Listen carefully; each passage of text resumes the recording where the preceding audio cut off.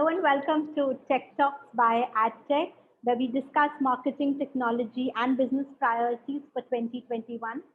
Today we have with us Unni Radhakrishnan, who is the CEO of Digitas. Digitas is a global marketing and technology services group. Welcome, Unni. It's great to have you on Tech Talks. Thank you. Thank you. Pleasure to be here.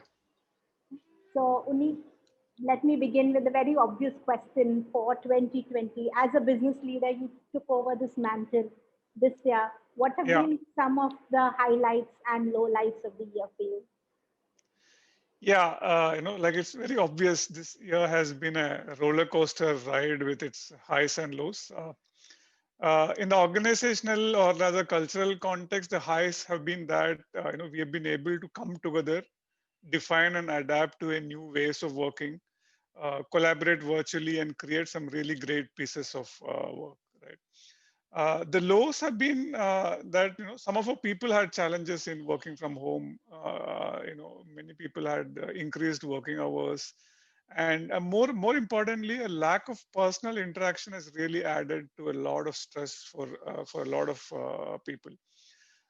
And I think as the work from home prolonged, or rather it is prolonging, it is sort of. I think we all are sort of testing our limits on this aspect. From a business context, our highs have been that clients are focusing more on digitization. There has been steady increase on the kind of request for technology and UX UI projects that we have been doing.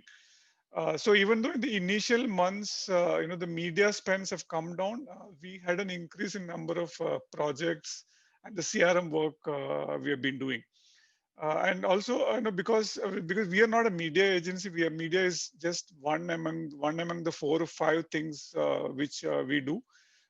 Because as part of the marketing transformation, which basically includes technology services, creative customer experience, and CRM.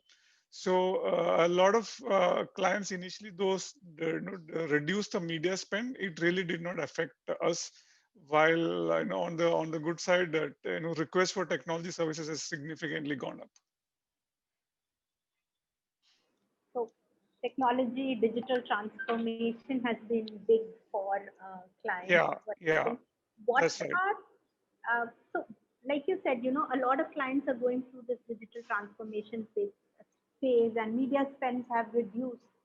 Uh, Overall, we've seen that, basic demand has gone down, at least in the initial months. Yeah, What yeah. were some of these typical challenges that your clients faced? And as an agency, if you could give me some examples on how you helped them overcome this.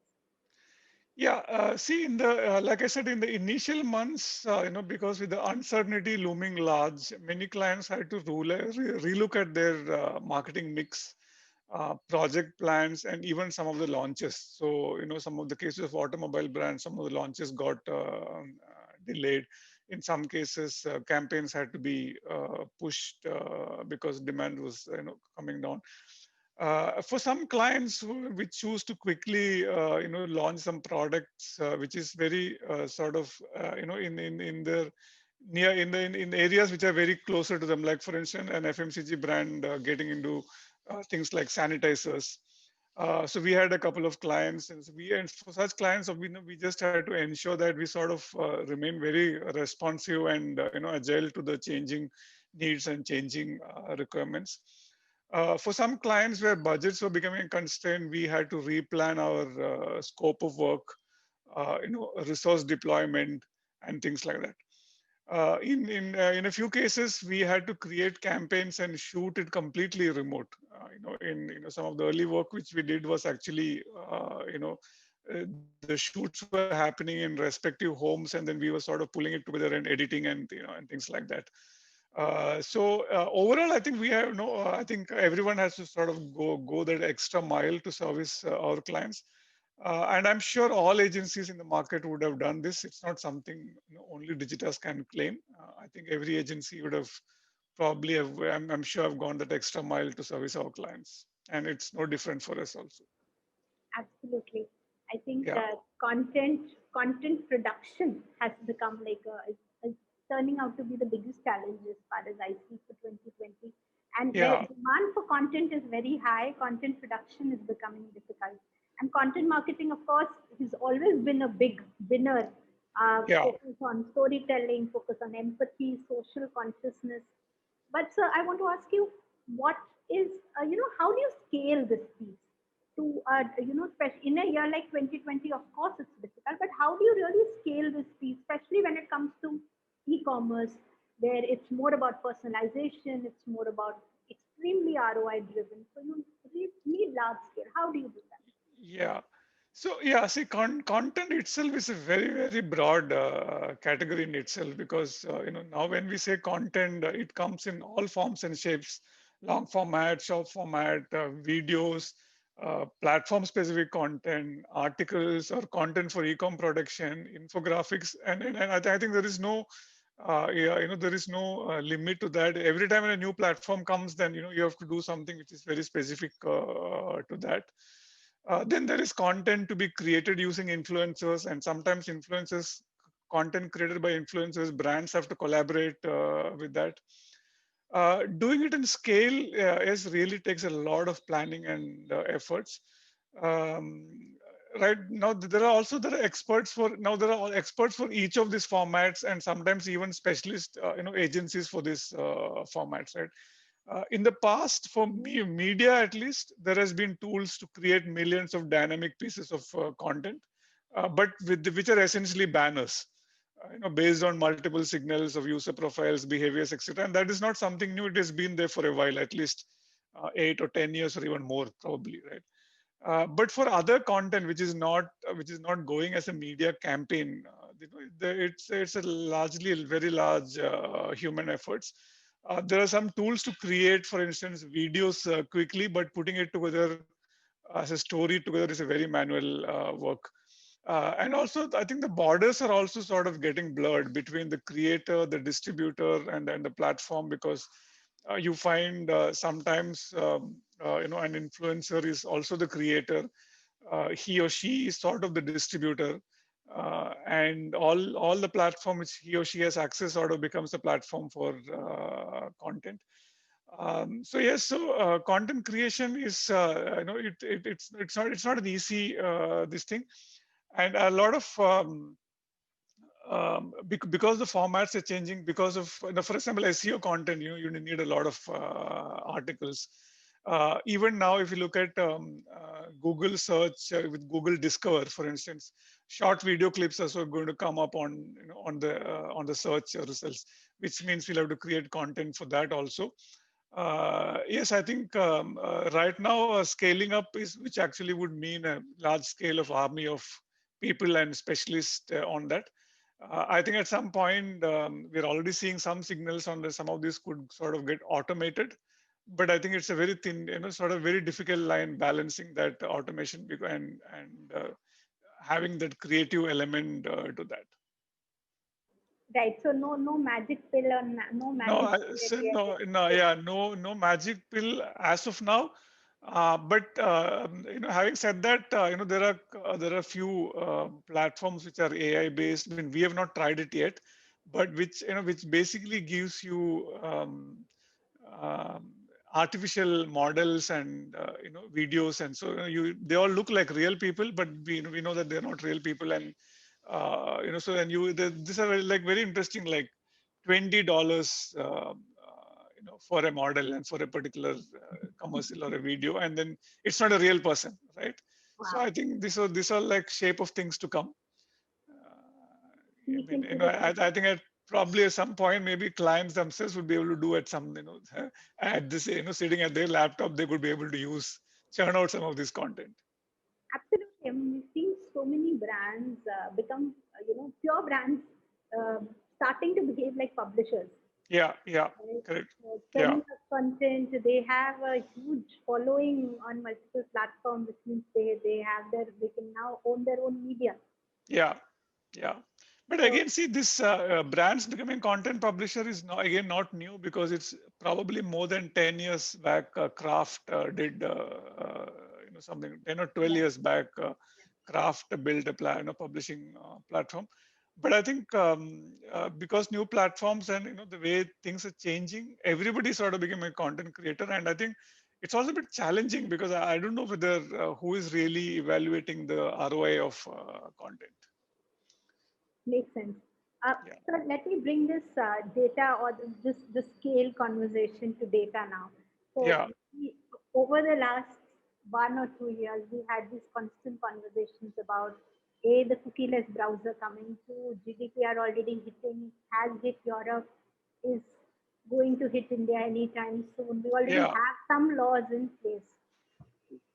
What are the alternatives for marketers here? Because uh, you know, from where I see it, maybe I am being myopic here, is that there's only so much skill that you can bring from your first party data, Yeah, right? So we saw the Modulus ad recently, which had which was huge scale on proximity marketing. yeah, yeah. What are the alternates marketers can what do they have to apart from the cookie? What's possible?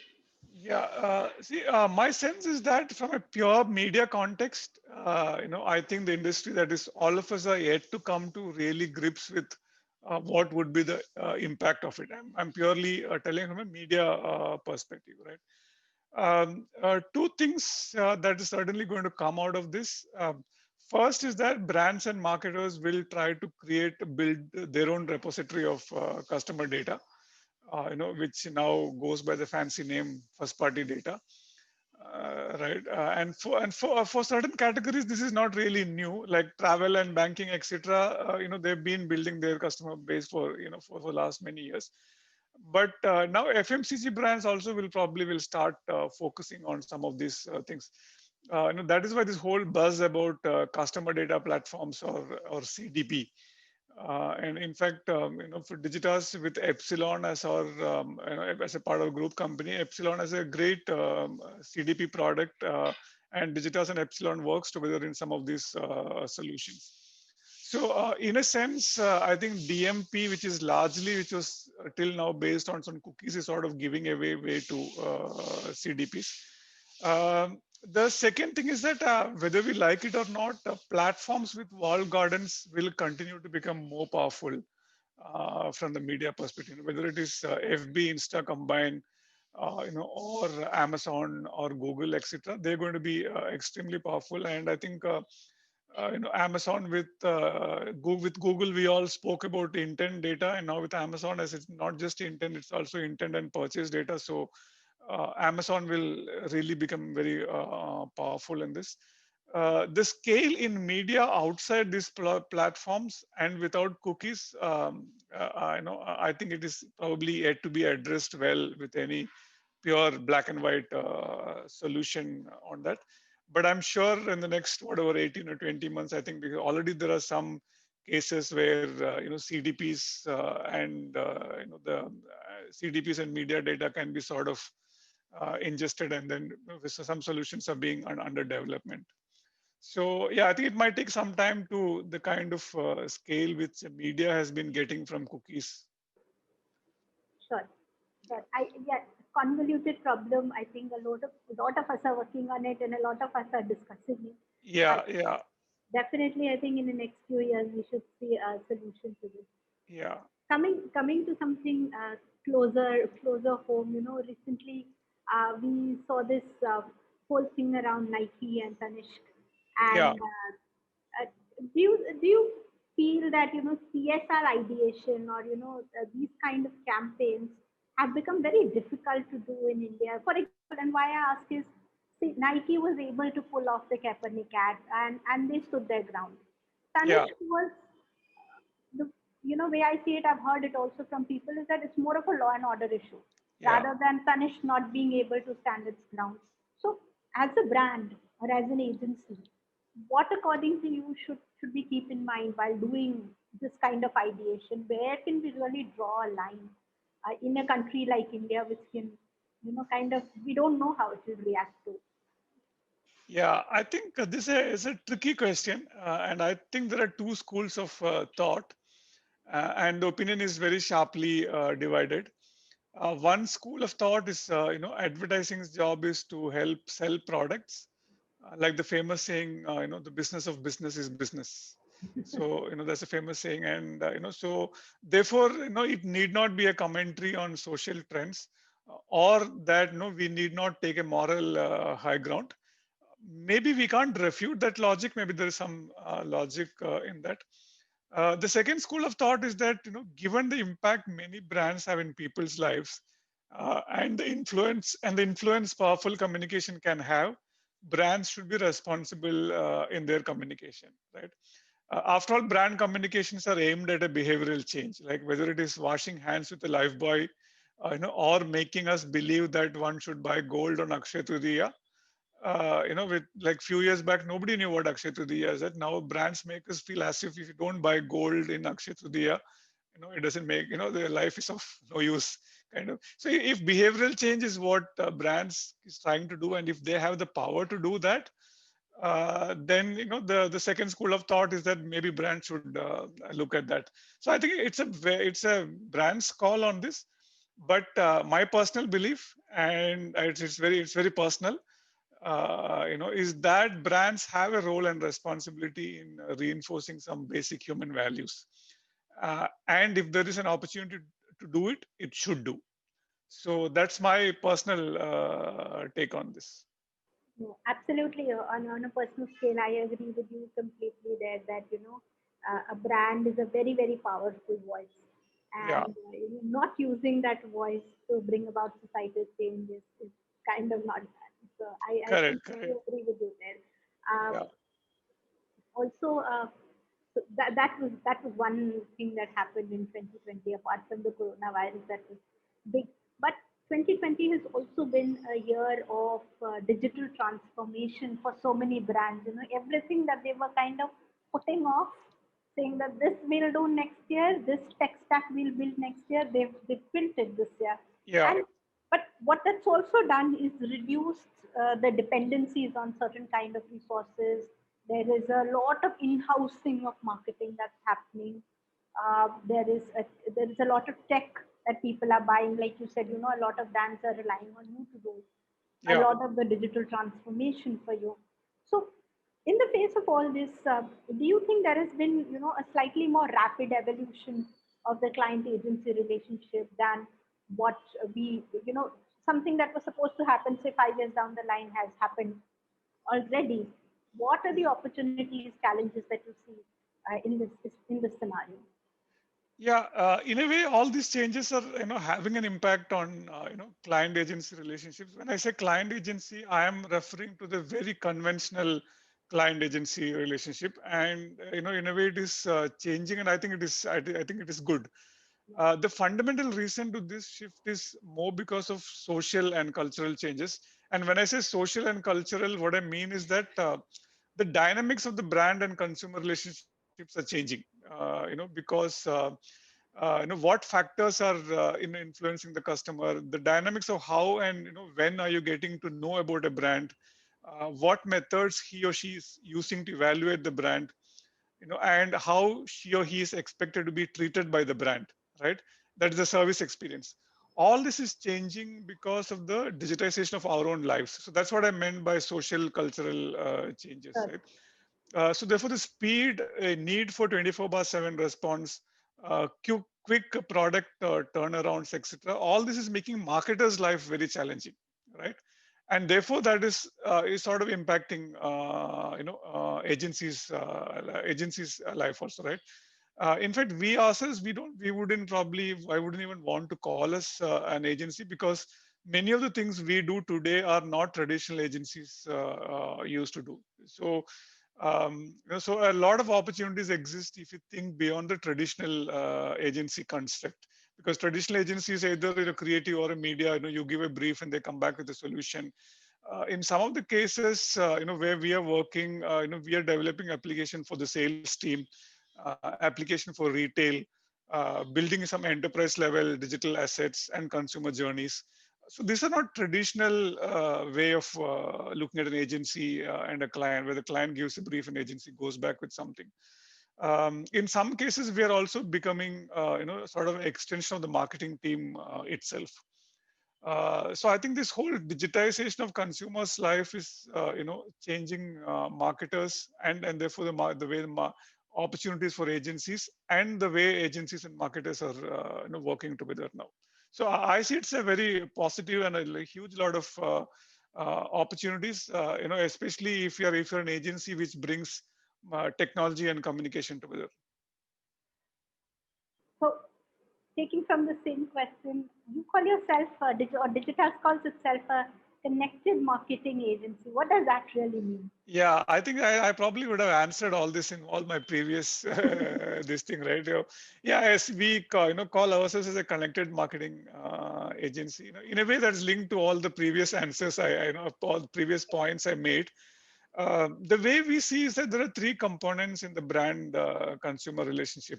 First is about reaching across to these consumers. In other words, the audiences. The second is experiences that these consumers get at every touch point. And the third is about the ongoing relationship with this between the brands and consumers. So our services are across these three components. So when we say audiences, it's about consumer insights, brand strategy, and communication and media services. Second, on experience, it is about all that we build, and by that we mean all services of customer experience, UX, UI, the digital assets we build, web, mobile app, in-app, in-store, all those things. And the third is the ongoing relationship, which is our CRM services. So since we bring all this together, which is audiences, experience, and relationships, we call ourselves a connected marketing agency. In fact, we don't even call ourselves a digital agency because everything is a digital now. So there is no meaning for someone to call a digital agency. So because we marry technology and communication together, we are able to sort of play the full breadth of requirements a typical marketer will have. So that's the reason why we call ourselves connected marketing agency. Okay. So, on the same point, you took on this role of CEO of Digitas, right when the lockdown hit. So that Yeah. is in March, markets crashed. You started with a big challenge, I'm sure. I mean, more than challenge, I would say a huge level of ambiguity on where the world and the business is headed. How Yeah. has the journey been? Yeah, so I think I have no complaints. I joined on March first week, and exactly 2 weeks I went to office. And within 2 weeks the lockdown started. But the way I would look at it is actually I was lucky to go to office for at least 2 weeks because I shudder to think that suppose if my joining date was April 1st, what would have happened? I would not have even seen any people, right? So going to office for 2 weeks, yeah, we even had an annual business planning exercise during that 2 weeks.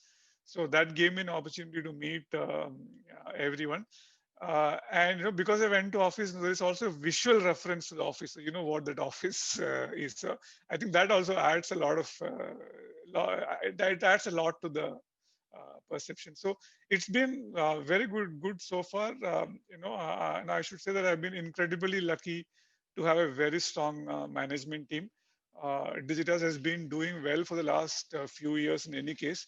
So I probably joined when things are going really well, and because of the services which is breadth and width.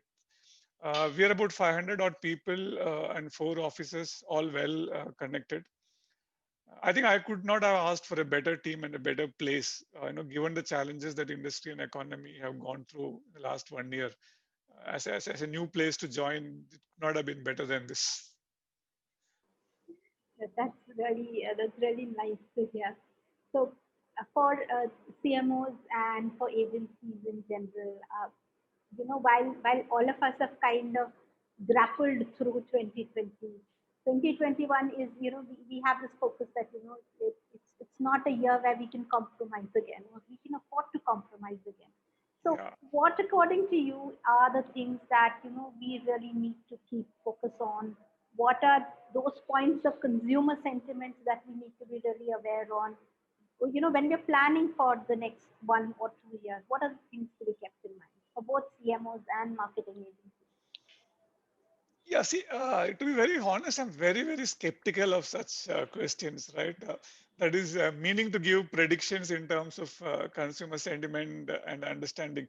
I'm sure in between December 2019 and January 2020, that's over a period of 2 months, I'm 100% sure that at least thousands of articles would have been published by marketing pundits on how they should look at 2020.